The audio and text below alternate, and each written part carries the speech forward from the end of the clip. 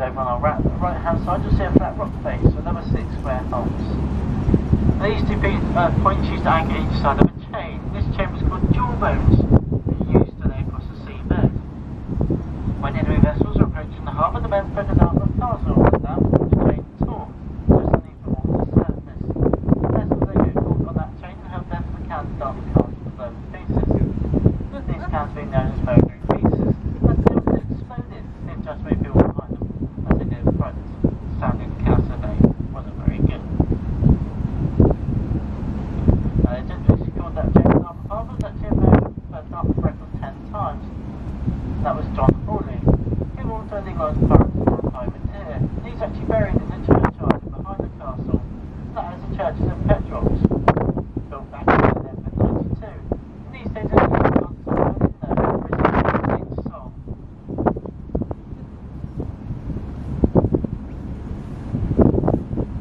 The large white cobble structure on top of the rock in the north on the right hand side is Dartmouth's leading light.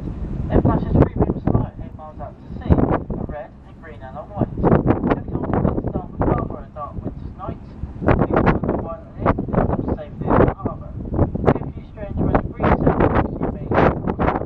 The many water hazard that does lay the engines through the dark.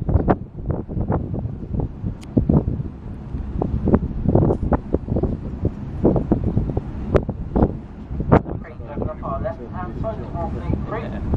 As the name suggests, there's about Warfleet anchored in there back in the 2nd and 3rd Crusades. Parts of the quayside are actually filmed or used to film the O'Neill line, the remnants of a Liverpool dock scenes. The O'Neill line itself being filmed extensively around Dartmouth and surrounding villages. Just about to come to you at the back of the creek, you'll see an old warehouse with Warfleet written on it. Until 1970, that was Dartmouth's old brewery. It sadly went bankrupt when everybody in Dartmouth gave up drinking. It sounds very nice. Then transformed into Dartmouth pottery, and they were renowned for the make of the Gurgling fish jugs and the white china swans. Though sadly, they closed down in the late 90s. Nowadays it's more luxurious accommodation. The parts that the river are now in is known as the upper part of the River Dart. This is where we live, where we wish. Originally, all these houses you see today would have been built for the ship areas and ship and merchant, back with Dartmouth and the very busy commercial port, and Harrow has established trade routes all around the world. Nowadays, you won't get a house here for less than £1 million due to the road frontage and sea views. Sadly, most of them are holiday homes or second homes, and you live with them 5 or 6 weeks of the year.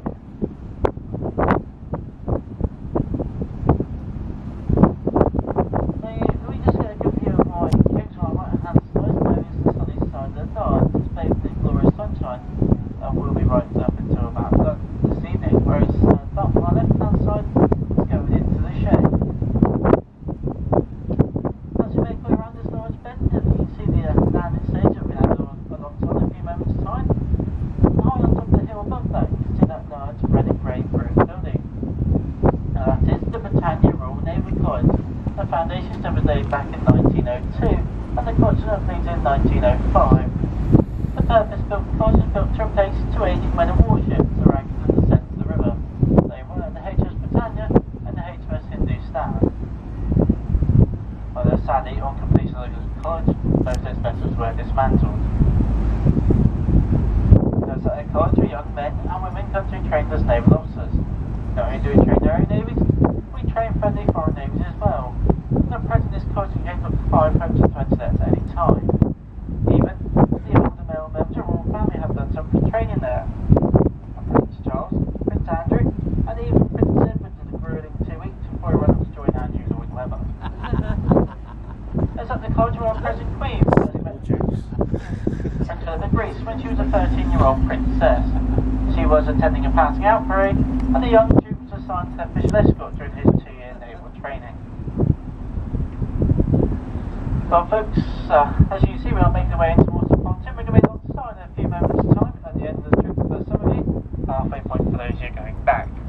Now for those of you who are going back to Brixton and Torquay today and doing the basic Dartmouth day cruise and returning straight back at 3:30, this boat leaves the pontoon at 3:30 2:30, so then I'll venture at 3:30 for your return trip back to Brixton and Torquay today. For those you'll need done tonight, the next stage of your journey is an hour cruise around the river. Now we have a choice of 2 return times today, or today, sorry, 1:30 and 2:30. Now the 1:30 sailing is on board the large blue white vessel directly in front of us, that's the Cardiff Castle. And the 2:30 sailing is on board the Dartmouth Explorer. Now she's a large blue white catamaran with yellow funnels. Now we have highly advised you get the 1:30 sailing though, so you make sure you get your designated return time back at 3:30. If you get the 3:30 sailing, or the 2:30 sailing, sorry, and it is running late, you will run the risk of missing your connection back to Brixton and Torquay. So those on the done flight, you can get the 1:30 and the 2:30 sailings, but we highly advise you get the 1:30 sailing on board the Cardiff Castle, which is a boat directly in front of us.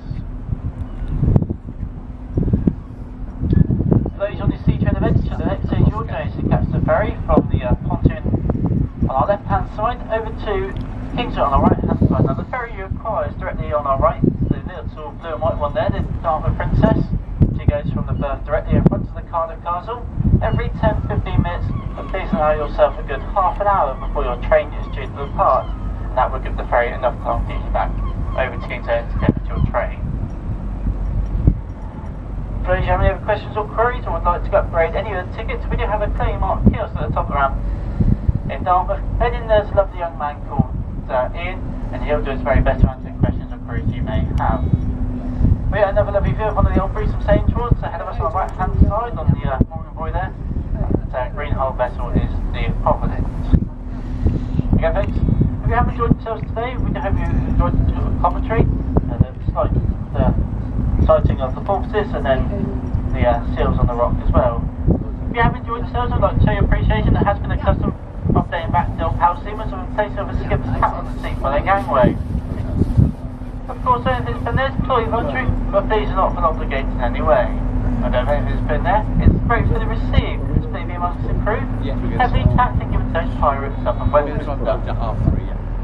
As we do come alongside, if I can ask if you are seated, please stay seated. If you're standing, please hold something or someone, preferably someone you know, or stop perform the controlled crash berth manoeuvre.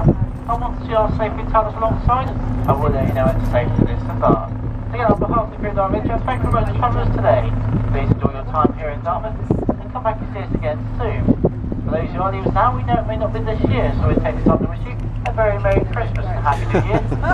And may you live long enough to your last ever episode of Britain's Got Talent. So thank you very much. I'm going to tie the boat up, or move the boat alongside, and once you are safely tied up, I'll let you know it's safe to depart. Thank you very much, and bye bye for now.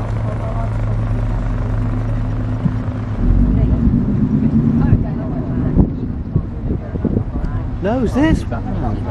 Isn't this all like that?